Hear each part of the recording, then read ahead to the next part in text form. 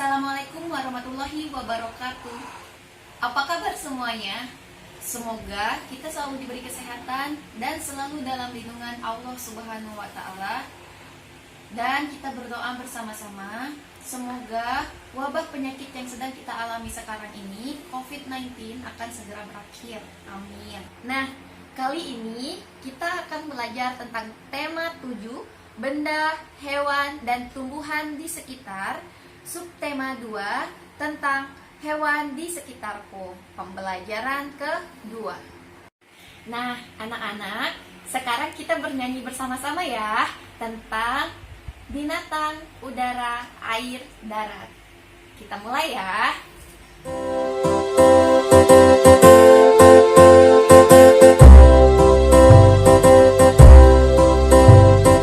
Burung kumbang dan kupu berterbangan di angkasa.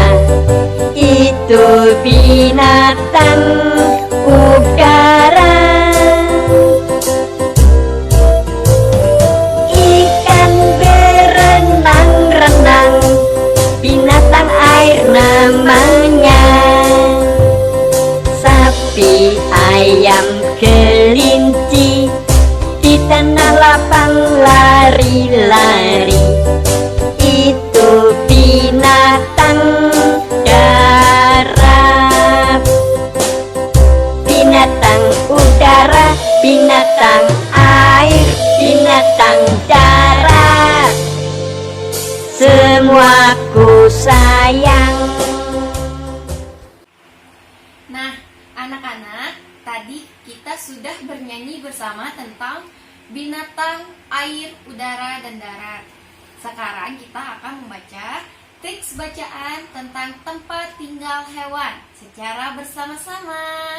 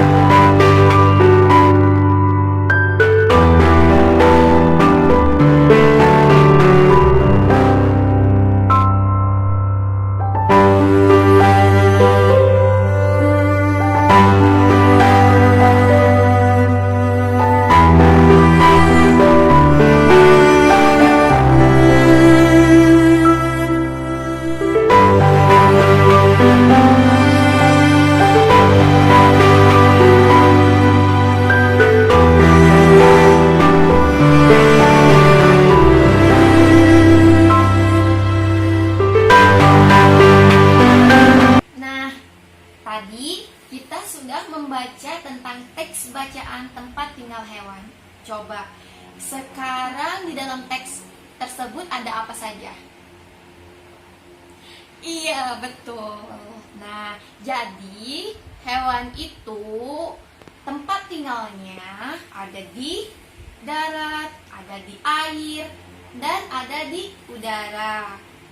Seperti binatang di udara, contohnya burung, kupu-kupu, kumbang, dan sebagainya.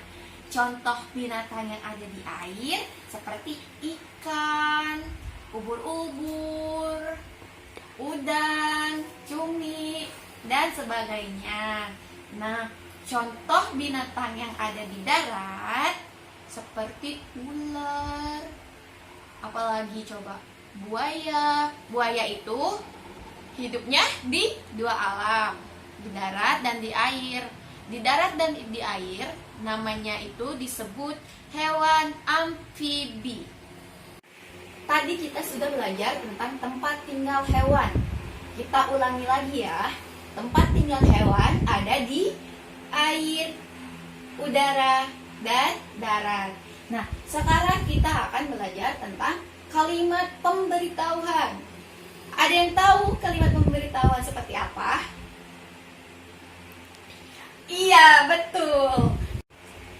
Kalimat pemberitahuan adalah salah satu jenis kalimat dalam bahasa Indonesia yang berfungsi untuk menyajikan suatu informasi dalam hal, kejadian, dan peristiwa dalam kehidupan.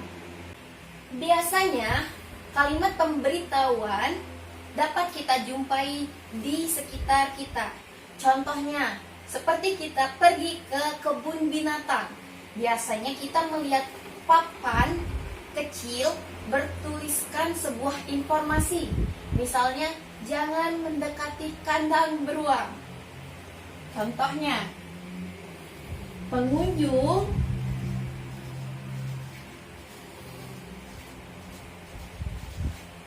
tidak boleh mendekati kandang beruang.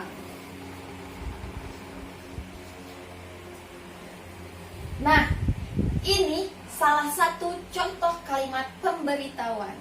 Nah, anak-anak, sekarang coba kalian lihat di buku tema 7 subtema 2 pembelajaran 2 pada teks bacaan tempat tinggal hewan. Di situ terdapat gambar kebun binatang. Nah, coba kalian perhatikan gambar tersebut. Apakah di gambar tersebut terdapat kalimat pemberitahuan? Iya, betul, ada. Apa contohnya? Oke, betul. Pengunjung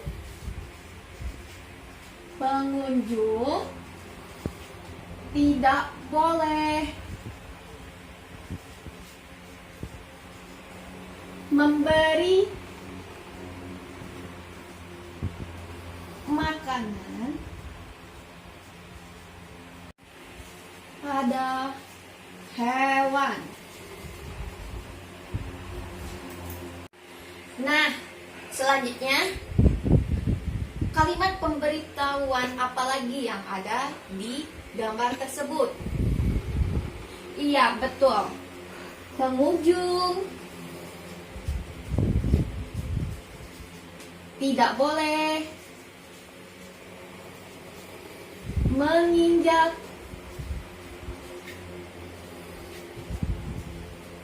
rumput. Nah, ketiga kalimat ini, pengunjung tidak mendekati kandang beruang.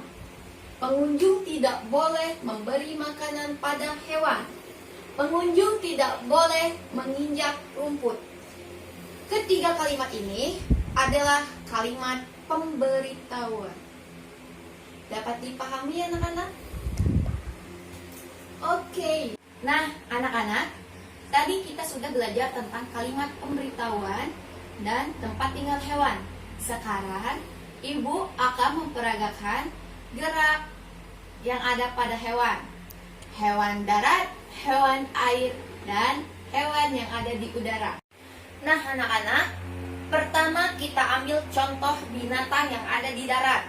Contohnya binatang kelinci. Ada yang tahu gerakan binatang kelinci seperti apa? Iya, betul. Kelinci meloncat-loncat. Seperti ini. Oke. Nah, yang kedua, kita ambil contoh binatang yang ada di dalam air. Contohnya ikan. Ada yang tahu ikan? Gimana gerakannya? Oke, betul. Nah, contoh yang ketiga, kita ambil pada binatang yang ada di udara. Contohnya seperti burung. Burung bergerak dengan cara?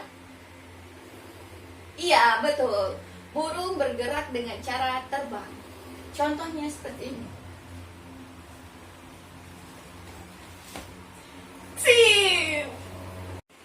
Nah, anak-anak, tadi kita sudah belajar apa saja? Iya, tentang tempat tinggal hewan,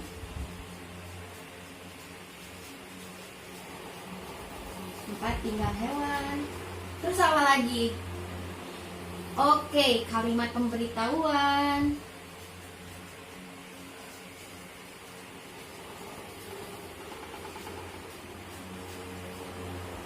Dan yang terakhir, cara gerak hewan.